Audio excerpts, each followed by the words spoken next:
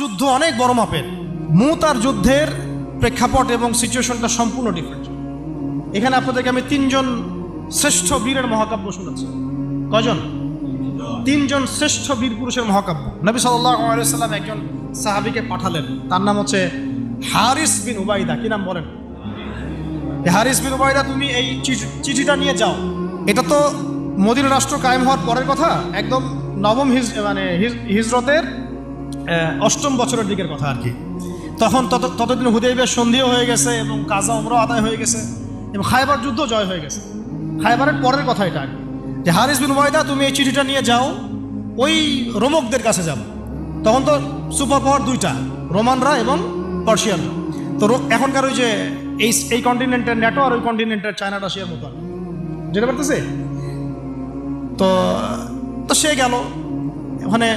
সুরাহবিল আল গাসসানি একজন শাসক ছিলেন ওইখানকার সিরিয়ার। তো সে ওই চিঠিটা দেখে বলতেছে যে আচ্ছা ঠিক আছে, বসো, দেখি কি করা যায়। চিঠিতে লিখে আছে ইসলাম কবুল করেন, আল্লাহ পাক শান্তি বর্ষণ করবেন, তাসলিম তাসলিম।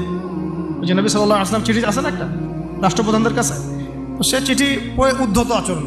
আমি এখানকার আমির, আমাকে ওই মক্কার মেষপালকরা চিঠি পাঠায়? তো কে চিঠি নিয়ে আসছে? যে হারিস বিন উবাইদা। আচ্ছা, ওকে বসাও। হারিস বিন উবাইদা রাদিয়াল্লাহু আনহুকে রাষ্ট্রদূত, কিন্তু তিনি রাষ্ট্রদূতকে তারা নির্মমভাবে হত্যা করল। কথা বুঝতে পারছেন?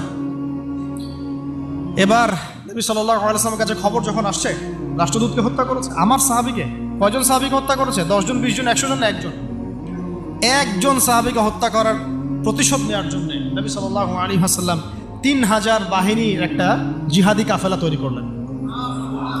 3000 বাহিনী কাফেলায় তিনি নিজে নেতৃত্ব না দিয়ে বললেন যে এই কাফেলার নেতৃত্ব দিবে আমার প্রিয় ভাজন, তাকে তার বালক পুত্র বলা হতো এক সময়, যায়েদ ইবনে হারেসা রাদিয়াল্লাহু আনহু। কোন যায়েদ? তায়েফের সফরের সঙ্গী, তায়েফের সফরের একজন সাহাবী তার সাথে ছিল, তার নাম যায়েদ ইবনে হারেসা। যখন তায়েফবাসী নবীজিকে মারছিলেন, যায়েদ ইবনে হারেসা রাদিয়াল্লাহু আনহু তার বুক দিয়ে নবীকে জড়ায় ধরেছিলেন যে আমার গায়ে আঘাত লাগুক, তার গায়ে না লাগুক।